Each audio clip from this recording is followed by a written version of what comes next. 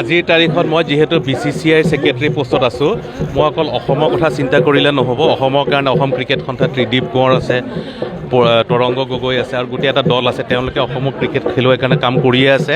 মই সোধা যদি ক'ৰবাত কিবা অসুবিধা পায়, সেই অসুবিধা বা আসোঁৱাহখিনি মই আঁতৰ কৰিবলৈ চেষ্টা কৰিম।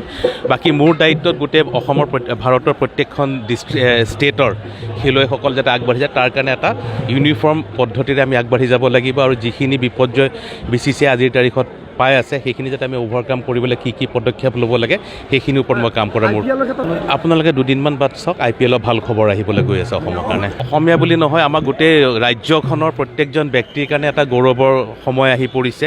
আজি ভাৰতীয় ক্ৰিকেট কণ্ট্ৰল বৰ্ডত যদি অসমীয়া এজন পায়, নিশ্চয় প্ৰত্যেকজন অসমবাসী তাৰ কাৰণে গৌৰৱান্বিত হ'ব লাগে। আৰু মই ভাবোঁ যে ইয়াৰ ফলত অসমৰ প্ৰত্যেকজন ক্ৰীড়া সংগঠক আৰু কৰ্মকৰ্তা যাতে উৎসাহিত হয়, তেওঁলোকে নিজৰ ক্ষেত্ৰত ভালকৈ কাম কৰি যায়, তাকে মই আশা কৰিম। আৰু তাৰ কাৰণে তেওঁলোকে আগবাঢ়ি যাব লাগিব।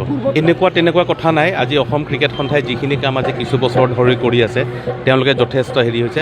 আমি কেইটামান ইভেণ্টত আমি অলপ কৰিব লগা আছে, সেইটো ক্ৰিকেটত নহয়, হয়তো আমি ফুটবলত অলপ আৰু জোৰ দিব লাগিব, আমি হয়তো এথলেটিক্সত অলপ জোৰ দিব লাগিব, টেবুল টেনিছত অলপ জোৰ দিব লাগিব, অন্য খেলৰ ক্ষেত্ৰত আছে। কিন্তু ক্ৰিকেটৰ ক্ষেত্ৰত আজিৰ তাৰিখত অসম ক্ৰিকেট সন্থাই যিটো ইনফ্ৰাষ্ট্ৰাকচাৰ গঢ়ি তুলিছে, যিটো এটা ৰবাষ্ট ইক'ছিষ্টেম গঢ়ি তুলিছে, তাৰ ফলত অসমৰ খেলুৱৈসকলে যথেষ্ট সুবিধা পাইছে। আৰু তাৰ ফলস্বৰূপে আজি ৰিয়ান পৰাগে ভাৰতীয় দলত খেলিবলৈ সুবিধা পাইছে, উমা চেত্ৰীয়ে পাইছে, জিন্তি মণিয়ে পাইছে, আৰু কেইবাজনো খেলুৱৈ ফ্ৰিঞ্জত আছে।